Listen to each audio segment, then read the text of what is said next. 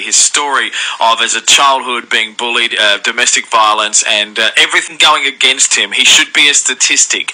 He is not a bad statistic, and he's here talking to us after receiving that nomination. John, thank you so much for your time. Morning, guys. Thanks for having me. Let's talk about, let's explore this journey. Let's go back to the school kind of days. And bullying for you was something that was a significant part of your life? Horrendous. It was probably the most prominent part of my life, and like a lot of people, I was bullied at school, but I was also bullied at home, bullied socially, and then eventually bullied in the workforce. So I couldn't get a break. Why were you bullied? Because this seems to follow a child that even in different situations, different schools, or as they grow up, a bullied child can be a bullied child almost anywhere. Why were you the target?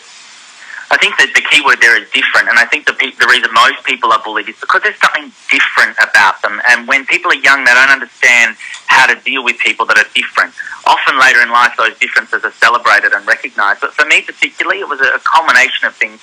Predominantly, we were a very poor family, so we were the poorest family in the area often, and sometimes the only kid at school without shoes or a uniform, so really an easy target. But then it stemmed to other things. I think when I was 11, my father committed suicide, and believe it or not, I got teased for that, saying it was my fault. So kids can be very cruel sometimes. Whereabouts, when you say locally, whereabouts, and reading your story there, I'm fascinated. You don't sort of, it doesn't sort of say where what town, what city you were from, but where was it? Well, it was another part of the reason I was bullied so much is my parents were a bit hippie-ish, and we moved probably every 3 months. So I've lived in every state in Australia growing up as a kid. So I was also the new kid in school all the time. Wow. Well, it says you grew up in caravan parks, and your life was, you were low socio-demographic. Like you say, you lost your father early in life, got the blame for that. You've been bullied in all sorts of circumstances, and at 15 years old, left school with no skill, and by the sounds of it, no significant relationship to give you a leg up.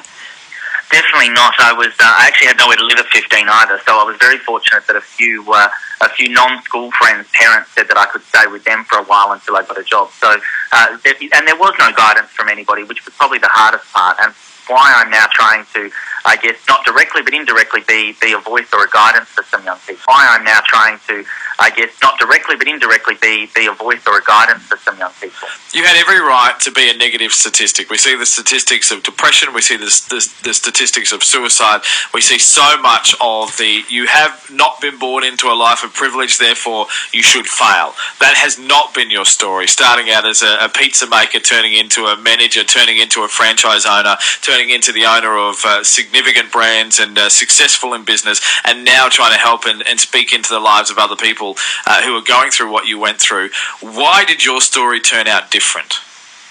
There's no magical reason, and I often make sure I say that because I don't want people to think there was a particular light bulb moment and that they should look for that.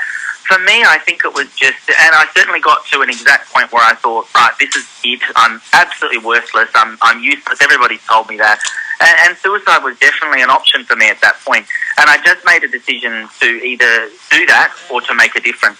And believe it or not, it was the fantasy world of television that I probably clung to, seeing people with a Mercedes-Benz and a beautiful house. And I thought that really is possible. And then there was, again, no magical cure. I just worked bloody hard every single day, 7 days a week, long hours, and gradually managed to get through the process with a fast food chain and then leverage from there. So good hard work was probably the thing that got me out of the hole. How does now in all those pursuits that you have, being nominated for Australian of the Year, how does that affect where you're at now? Is this something that you wanted? Is it something you planned for? How has this affected you?